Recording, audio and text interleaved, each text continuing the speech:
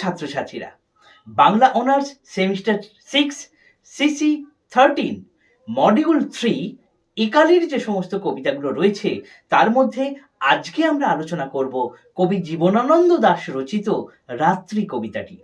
এবছরের পরীক্ষায় এই রাত্রি কবিতাটি কিন্তু অত্যন্ত গুরুত্বপূর্ণ, তাই একটু মনোযোগ দিয়ে শোনো, তাহলে বিষয়টি পরিপূর্ণভাবে বুঝতে পারবে। এই কবিতার কাব্যগ্রন্থের নাম সাতটি তারার তিমির। তাছাড়া টি.এস. এলিয়টের সোয়েনি এরেক্ট কবিতার প্রভাব রয়েছে। কবিতাটি একই সাথে দুটি পত্রিকায় প্রকাশিত হয়েছে, 1347 বঙ্গাব্দে কবিতা পত্রিকা ও নিরক্ত পত্রিকায়। যে তথ্যগুলো বললাম এই তথ্যগুলো কিন্তু খাতায় নোট করে নাও। আশা করছি তোমাদের প্রত্যেকের কাছে বই রয়েছে, সেই বই অনুযায়ী আমি লাইন বাই লাইন বিষয়টি বোঝানোর চেষ্টা করব। এখানে বলে রাখি যে এই কবিতার পটভূমি কিন্তু অত্যন্ত গুরুত্বপূর্ণ।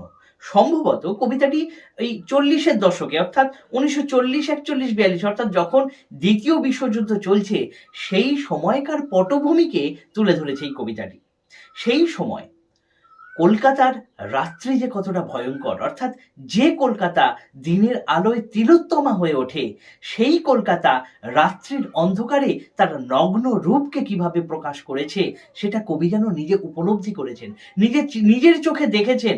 সেই বিষয়টি রাত্রি কবিতার মধ্যে ফুটে উঠেছে। এই কবিতায় এক নাগরিক অসুস্থতাকে কবি চিহ্নিত করেছেন।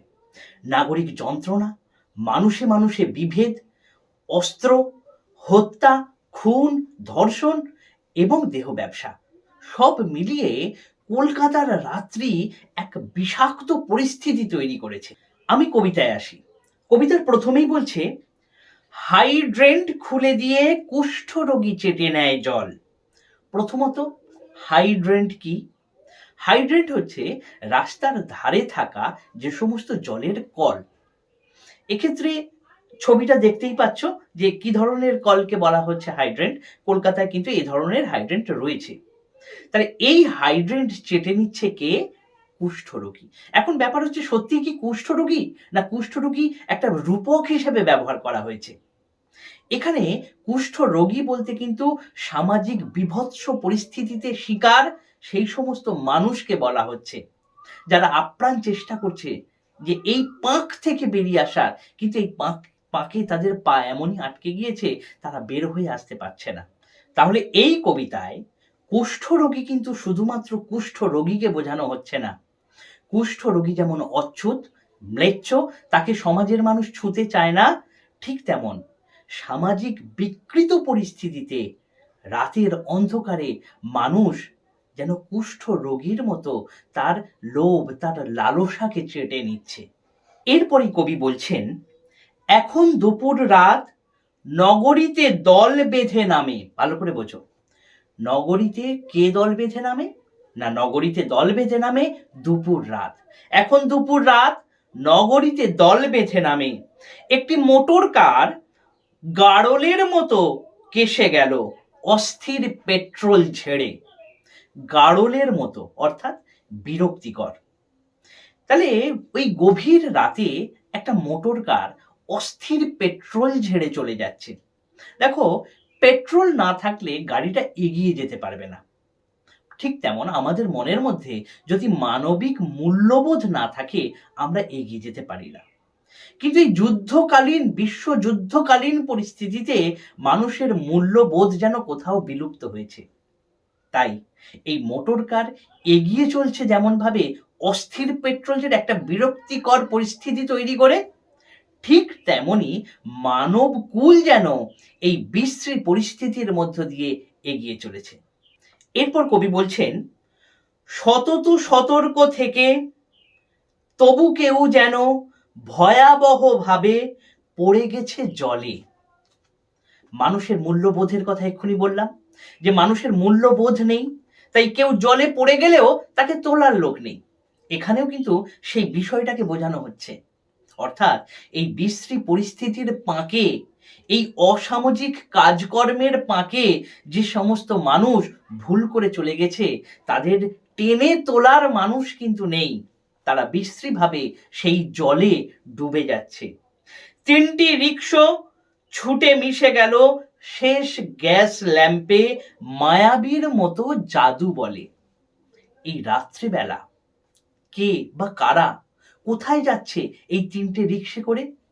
তারা কেনই বা যাচ্ছে? এ সমস্ত প্রশ্ন করার মানুষ যেন নেই। তারা কোথায়? হঠাৎ করে ওই যে ৩ নম্বর গ্যাস ল্যাম্পের পিছনের যে অন্ধকার, সেই অন্ধকারে যেন তারা হঠাৎ মিলিয়ে গেল। ঠিক জাদুতে বা মায়াতে যেমনভাবে অদৃশ্য হয়ে যায়, তারাও অদৃশ্য হয়ে গেল। এই রাতের বীভৎস পরিস্থিতিটা কবি কিন্তু দেখছেন। কারা এই নিশাচরেরা? কারা? কবি জানেন না। এই নিশাচরদের কি উদ্দেশ্য? তারা কেন এই গভীর রাত্রে এমন ভাবে চলে যাচ্ছে? কোথায় যাচ্ছে তারা? এ সমস্ত প্রশ্ন করার লোক যেন নেই। পরের প্যারাতে গিয়ে কবি বলছেন, আমিও ফিয়ার লেন ছেড়ে দিয়ে হঠকারিতায় মাইল মাইল পথ হেঁটে দেওয়ালের পাশে দাঁড়ালাম বেন্টিং স্ট্রিটে গিয়ে টেরিটি বাজারে চীনা বাদামের মতো বিশুষ্ক বাতাসে। কবি কোথা থেকে কোথায় গেলেন, এটা কিন্তু শর্ট প্রশ্ন আসে। ঠিক আছে, তাহলে ফিয়ার লেন ছেড়ে কবি কোথায় গেলেন? মাইল মাইল পথ হেঁটে বেন্টিং স্ট্রিটে, তারপর গেলেন টেরিটি বাজারে। সেখানে গিয়ে তিনি চীনা বাদামের মতো বিশুষ্ক বাতাস পেলেন। ভালো করে বোঝো, চীনা বাদাম যখন ভাজা হচ্ছে তখন তার একটা পোড়া পোড়া গন্ধ পাই। এখানে যেন সেই মানবিকতা পোড়া গন্ধ টেরিটি বাজার থেকে শুরু করে বেন্টিং স্ট্রিট থেকে শুরু করে ফিয়ার লেন, প্রত্যেকটা মধ্যরাত্রির কলকাতার সর্বত্র জুড়ে সেই পোড়া চীনা বাদামের মতো বিশুষ্ক গন্ধ চতুর্দিকে ছড়িয়ে রয়েছে, যেটা যেন মানব আত্মার পোড়ার গন্ধ, মানবিকতা মনুষ্যত্ব পোড়ার গন্ধ কবি যেন ফিল করছেন বা উপলব্ধি করতে পারছেন। এরপরই কবি বলছেন, মোদির আলোর তাপ চুমু খায় গালে, কেরোসিন কাঠ, গালা গুঞ্চট, চামড়ার ঘ্রাণ, ডায়নামোর গুঞ্জনে সাথে মিশে গিয়ে ধনুকের ছিলা রাখে টান। যন্ত্র সভ্যতার কথা বলা হচ্ছে। মানুষ এমনভাবে যান্ত্রিক পরিস্থিতির সাথে একাত্ম হয়ে গিয়েছে যে শান্তি যেন কোথাও উধাও হয়ে গেছে। কবি এই শহর জুড়ে রাত্রির পরিস্থিতিতে কোথাও শান্তি দেখতে পাচ্ছেন না। সর্বত্রই পুরো কলকাতা যেন শিল্পনগরী হয়ে গেছে। সেই জন্যই এই কথাগুলো বলেছে। কেরোসিন কাঠ, গালা, গুঞ্চট, চামড়ার ঘ্রাণ, এগুলো সব শিল্প দ্রব্য। এই শিল্প দ্রব্যের সাথে মিলেমিশে গিয়েছে কে? ডায়নামোর গুঞ্জন, অর্থাৎ যন্ত্র সভ্যতা। শিল্প দ্রব্যের সাথে যন্ত্র সভ্যতার মেলবন্ধনে সারা কলকাতা জুড়ে এক যান্ত্রিক পরিস্থিতি তৈরি হয়েছে, যেখানে অর্থ আর যন্ত্র এ দুটোই যেন প্রকট হয়ে গিয়েছে।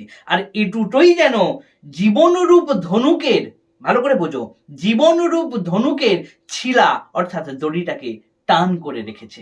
এখানে না আছে প্রেম, না আছে ভালোবাসা, না আছে মায়া, না আছে মমতা, না আছে অনুভূতির কোনো জায়গা। সর্বত্রই অর্থ, ব্যবসা, বাণিজ্য, এর মাঝে পড়ে যেন মানবিক সত্তাটা কোথাও নষ্ট হয়ে যাচ্ছে।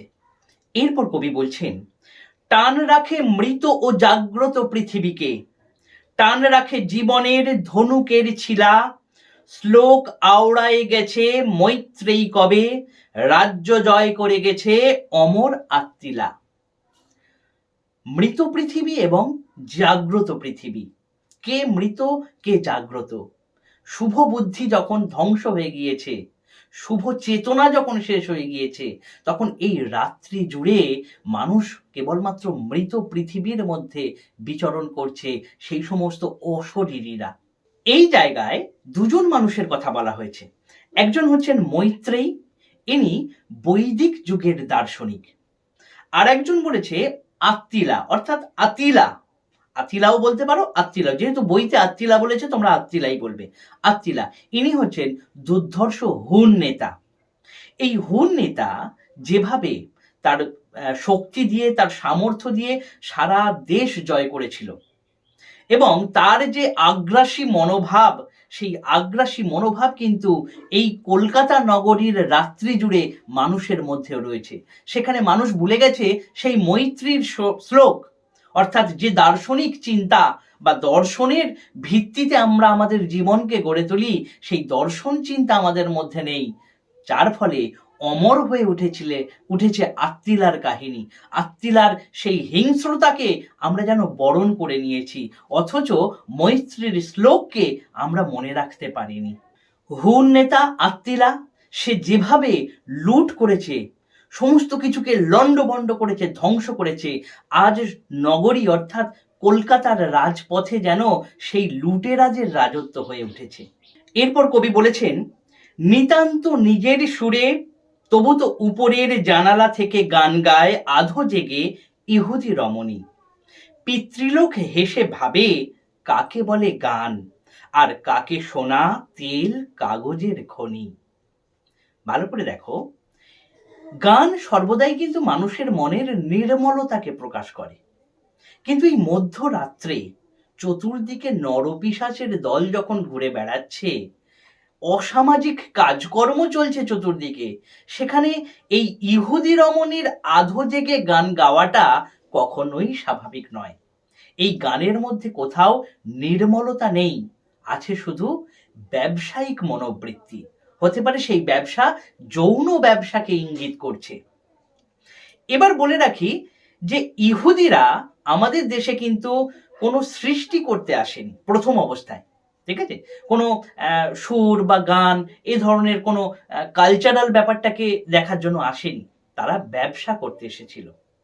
তাই এই ইহুদির রমণীর গান সেটা কিন্তু ব্যঙ্গার্থক, অর্থাৎ এই গানটা কোনো রকমের কালচারকে ইন্ডিকেট করছে না, বা কোনো রকমের সংস্কৃতি মনোভাবাপন্ন মানসিকতাকে তুলে ধরা হচ্ছে না।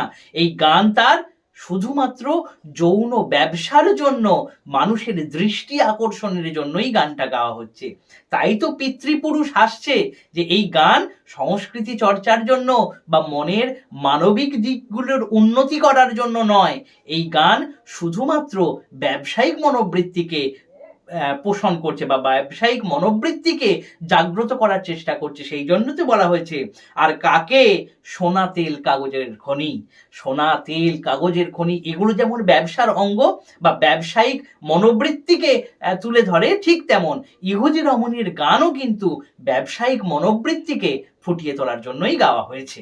এর পরের প্যারায় কবি বলছেন, ফিরিঙ্গি যুবক কটি চলে যায় ছিমছাম, থামে ঠেস দিয়ে এক লোল নিগ্র হাসে, হাতের ব্রায়ার পাইপ পরিষ্কার করে বুড়ো এক গরিলার মতো বিশ্বাসে।